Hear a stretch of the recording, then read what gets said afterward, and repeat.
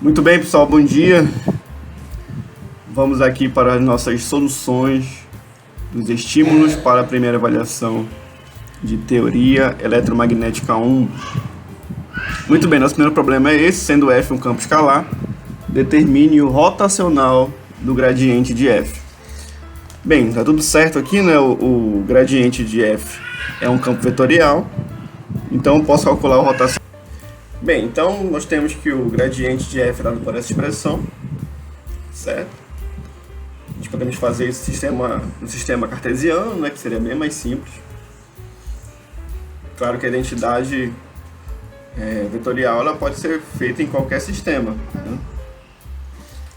Ok, e aí nós temos aqui a expressão para o rotacional de campo vetorial A. E agora a ideia é que as componentes, né, do nosso campo vetorial são as componentes do gradiente, certo? Então, nosso AX seria a derivada de F em relação a X, o AY seria a derivada de F em relação a Y, e a Z a derivada de F em relação a Z. Tá? E nós chegamos nessa expressão. Então, vamos ficar com essas derivadas de segunda ordem, né? E aí a pergunta é: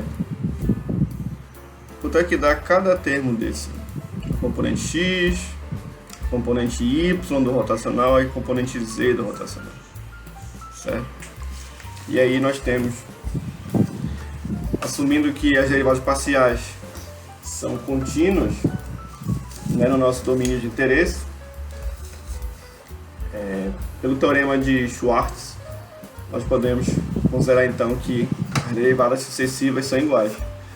Ou seja, se eu derivo primeiro em relação a Z e depois em relação a Y, é equivalente a derivar primeiro em relação a Y e depois em relação a Z. Tá? E assim por diante. Portanto, como essas derivadas são iguais, o rotacional do gradiente de F vai ser igual a zero. Tá? Então isso é uma identidade importante, né? Então a gente pode pensar assim: todo campo cujo rotacional, todo campo vetorial cujo rotacional é igual a zero, ele pode ser escrito como sendo o gradiente de um campo escalar. Isso aí vai aparecer pra gente lá em eletrostática, né? Vamos ver que o rotacional do campo elétrico é igual a zero. Então quer dizer que o campo elétrico pode ser escrito em termos do gradiente de uma função escalar, né, de um campo escalar. Ok? Cenas dos próximos episódios. Muito bem, vamos continuar aqui, gente. Questão 2 já envolve a circulação do campo vetorial F em torno do contorno L indicado na figura abaixo, né? Figura a seguir. Bem, aí nós podemos fazer isso de várias formas. E como eu falei no vídeo anterior, existem caminhos que são mais interessantes, né? E outros que nem tanto. Então, primeiro vamos olhar para o contorno. Nós percebemos que esse contorno ele é muito melhor descrito usando coordenadas cilíndricas, né? Coordenadas cilíndricas. Então, seria interessante trabalhar com o campo vetorial nesse sistema de coordenadas, certo?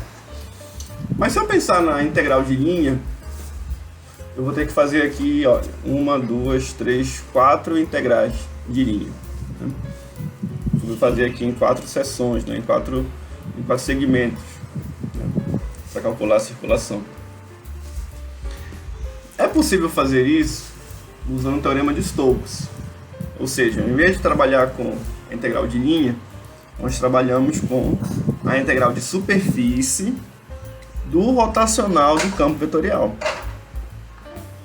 Certo? Então,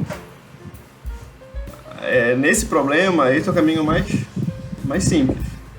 Trabalhar com a integral de superfície do rotacional de F. Mas eu preciso do rotacional de F no sistema cilíndrico, certo? E aí que vem um ponto importante para a prova, né? Ou para a prova, que é o seguinte: você precisa primeiro calcular o F no sistema cilíndrico, reescrever o campo, né? Usando coordenadas cilíndricas, para depois calcular o rotacional de F nesse sistema. E a resposta é não, né? Isso que é importante relembrar aqui. O campo vetorial ele é único, né? F vai sempre ser F, independentemente do sistema de coordenadas. O que nós fazemos ao escrevê-lo em certas coordenadas é representá-lo de forma diferente, né? É descrevê-lo de forma diferente, usando outras referências. Mas o campo é o mesmo. E o mesmo acontece para o rotacional de F. O rotacional de F é único, né? Mas eu posso escrevê-lo de várias formas, né? Usando vários sistemas de coordenadas. Então qual é o caminho mais simples aqui? É primeiro calcular o rotacional de F em coordenadas cartesianas e depois converter isso para o sistema cilíndrico. Então vamos lá. Bem, aqui é interessante lembrar, né? O DL, né, o elemento diferencial de linha, é dado por isso, né?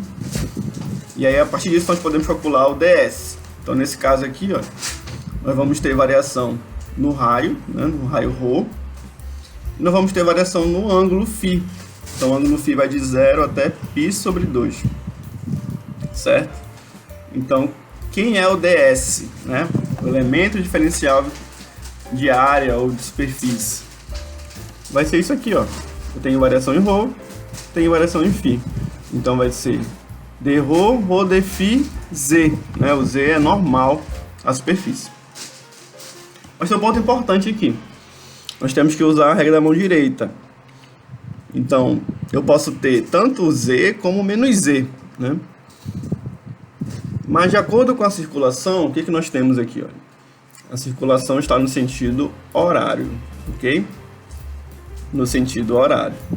No sentido horário, então, nós temos que pensar o quê? Olha, podemos usar nossos 4 dedos aqui da mão direita, né, exceto o polegar, no sentido da circulação, certo?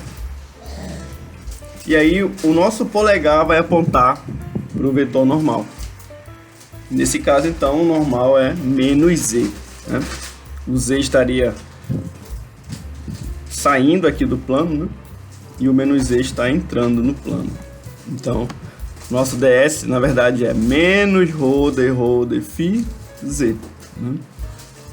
Por causa do sentido da circulação. Se fosse sentido anti-horário, e aí nós teríamos o z, né, como sendo o vetor unitário, né? O z seria, o z chapéu, né, seria o nosso vetor, tá? Normal à superfície. Ok, gente? Tudo bem? Então sempre atentem-se para isso. Não vão errar isso na prova. São detalhes, né? Muito bem, rotacional então é menos x ao quadrado do z. E olha como é simples, né? É possível calcular isso então no sistema cilíndrico facilmente. É só lembrar que o x é igual a projeção, né? Projeção horizontal ali do ρ. Então vai ser ρ cosseno de φ. Como está ao quadrado, né? Vai ficar menos ρ ao quadrado cosseno ao quadrado de φ. Pronto. E aí agora é só fazer a integração. Então, a gente vai fazer o produto escalar, né? Eu vou calcular então a projeção escalar do rotacional de F sobre o elemento diferencial de superfície, certo? Vai ficar então essa expressão, gente. Pronto, acabou. Como eu digo, né? Acabou o cálculo vetorial, agora é só cálculo 1. E aí você não pode errar a integração, tá? Então, integrar aqui o ρ ao cubo e integrar o cosseno ao quadrado de φ, ok? E aí a integral vai dar 15π sobre 16. Tudo bem, gente? Esse é o caminho mais simples, tá?